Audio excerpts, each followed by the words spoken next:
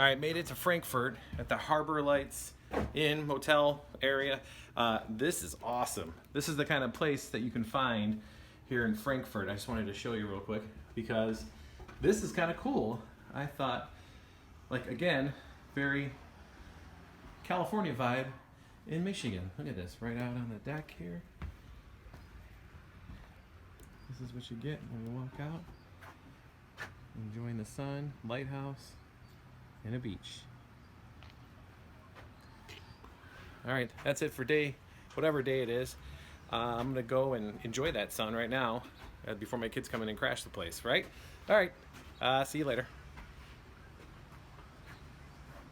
Yeah, who knew that Frankfort had a glider history?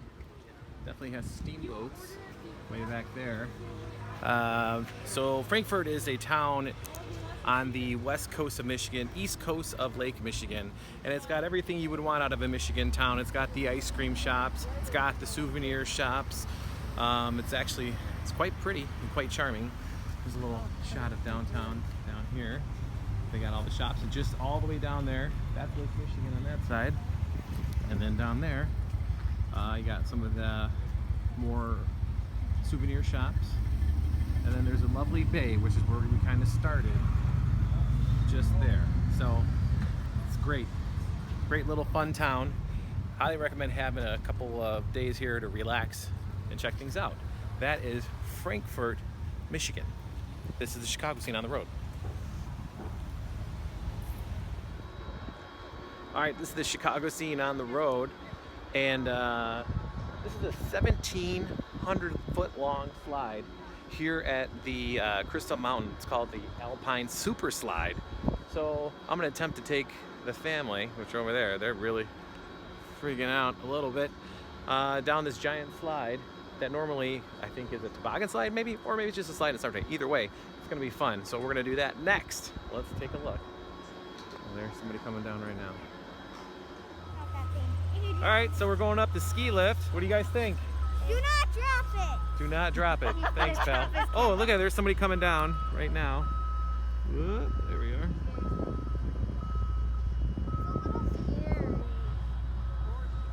Well, if you go like that, I think you're fine.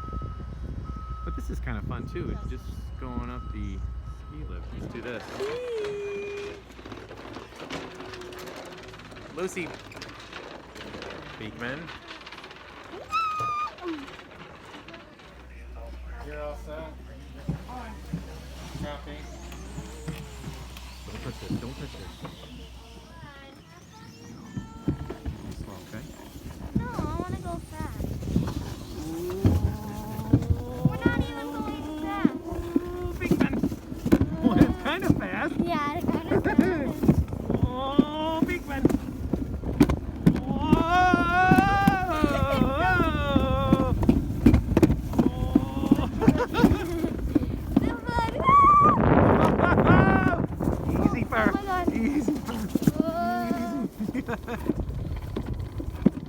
Hi. Hi. Here we go. Here we go. Here we go. Easy, Fur. Easy. Oh, this is fun. Woo! Beekman! Whoa! Stop, slow down. Daddy, you're supposed to slow down. I know, slow down. You're not. Daddy, you're not slowing down again. Slow down. That was awesome. What do you think, pal? Good. Was that fun? Yeah. Yeah? Would you do it again? Yeah. Yeah, that was awesome. So that was the super slide, the Alpine Super Slide at Crystal Mountain, just outside of Frankfort in Michigan. All right, you see that view behind me? I mean, that is what you can expect at the Harbor Lights Resort, where I've saddled up for the next couple days here. I mean, it's stunningly beautiful. And the man responsible for it, or the man's family responsible, this is Steve. How you doing, Steve? Hi, very good, thank you. Well, why don't you introduce yourself, your full name, and the whole thing, and what you do for the Harbor Lights Resort. Thank you. Steve Campbell, one of the owners, along with my sister. And we've been here, well, the family has been involved in this property since the middle 60s, but my father in 1982, and then my sister and I in 2005. It's kind of an undiscovered gem to a point. It's just the beaches are. The beach here is some of the best that you'll find anywhere on Lake Michigan. And you told me the other day that this is sitting on kind of a historic site in terms of hotels that used to exist. Why don't you run through that? Yeah, so this site that we're on and the building that you're looking at right now was the site of the Royal Frontenac Hotel. And it was the same builder and architect as the Grand Hotel on Mackinac Island. In fact, they were rivals. It was 250 rooms, and it was billed as the most modern hotel at the time. It opened in 1902, and every room had a telephone, but all the rooms had views. It was like an all-inclusive resort. They had sailboats where they did sailing lessons. In town, they had an equestrian farm for horseback riding. They had a 9-hole golf course in town, and they'd bring passenger ferries over from Chicago, over from Milwaukee, and the trains. It was actually built by the railroad. The Ann Arbor Railroad built the hotel. So it was one of those destination hotels built by the railroads that you saw across the country. And unfortunately, it only lasted for 10 years. It burned down tragically, and so for 10 years, and then this whole property sat vacant for over 50 years. 50 years, really? Yeah.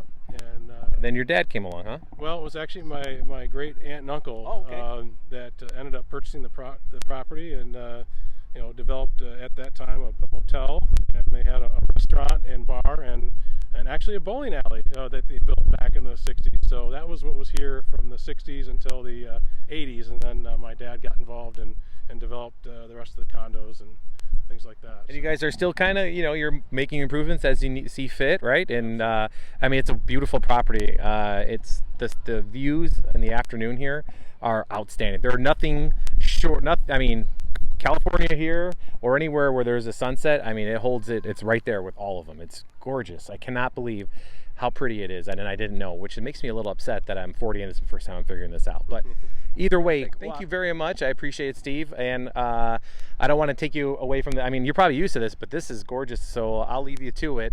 And I think the family and I are going to head our way down to the beach. Sounds good. Thank you. We'll see you later. Thank you. And we've made it to the northwestmost point of Lake Michigan. That's the Betsie Lighthouse, or Point Betsie Lighthouse, right here on Lake Michigan. It's our halfway point on this Griswold road trip, Chicago scene style type thing.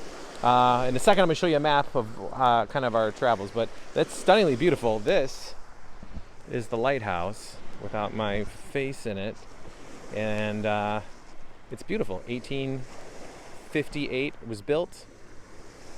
It's it's closed right now. You can't like walk up in it because of the COVID, but it's also sits the southern entrance to the Manitowoc Passage. That's what this sits. That's why the lighthouse is here. So anyway, the Chicago scene on the road, Griswold styled in Michigan. I've been asked my buddy here, Lincoln. Hey bud, how you doing? Good. Good. All right, why don't you show me where we started, right? Mm-hmm. We started, ooh, there's a big shadow. Okay, started there in Chicago, and now we took a drive. Wait, hold on. Come over here. There we go. All right, started in Chicago. I'm gonna follow you. Where did we stop? We stopped there in South Haven. When we went up the coast more. We went through Ludington, there, which is there. And then we spent the night. We stopped at the Arcadia turnoff, which is right below Frankfort. And then we're at Point Betsie Lighthouse. And where are we gonna go? We're gonna go where? We're gonna go all the way up there. Lincoln, drive that car all the way up there. We're gonna drive all the way up there. Yep, to Mackinac. And then what we're gonna do is we're gonna stay in the UP for a hot minute. Oop, I gotta get my thing here. And then we're gonna back to Chicago. Thanks, pal. We're doing it around the whole lake. We are. Yeah, that's right. Thank you, bud. Except this part. Yeah, except We're that part. only going on We don't need to go to Green Bay. Boo. Right? Yeah. Yeah. So we made it to the top of Sleeping Bear Dune, or one of the dune tops at least. It's a hike. It's a long hike. Right, Lou? It's a little tired. What do you think, Moose? My eyes are. My eyes eyes are not tired. Your eyes are not tired, but everybody else is, except for that one over there. My legs are tired. We flipped this. It's a dune climb, but there's Lake Michigan out there at the top of Sleeping Bear Dunes. It's gorgeous. I'll show you what it looks like when you stare down the giant dune. But that's where we started, in a parking lot out there, and that's another lake over there. But it's really pretty up here. And the one good thing, it's socially distant because a lot of people aren't making it up this high. So there you go. That's that. Okay, so I told you I would show you the big cliff hill. So that's where we just walked up back there. I'll move my big head out of the way. Sorry, it's a little shaky because I don't have my little gimbal thing. And this is the big hill going down. So there are the dunes out there. This is Sleeping Bear Dune. This is called the Big Dune Climb. And pardon the shakiness of the video. This is what kids do. Fly down the dunes. It's pretty steep, but definitely worth it. A lot of fun. As you can see, there's a lot of people here, but here you can keep yourself socially distant, so it's totally fine. Just stay away from people who don't understand it. There's the dunes. So before I fall down, I'm gonna be done. So on to the next adventure on the Griswold Chicago scene road trip on Lake Michigan. There we go. All right, here we go. Hey, it's social media producer Tom. The Chicago scene on the road on a Michigan Griswold inspired road trip. I'm here in downtown Traverse City, and it's awesome. It's a quaint little town right on the bay, but look at this. They closed off the streets. So just like similar in some Chicago neighborhoods, they've closed off the streets. A lot of street art. This Cherry Republic place is all things cherry. So if you want that, which is what this area is known for, you got that. You also have a ton of just local shops along the way, the Mackinac Brewing Company, and it's a pretty big footprint of things that are closed off.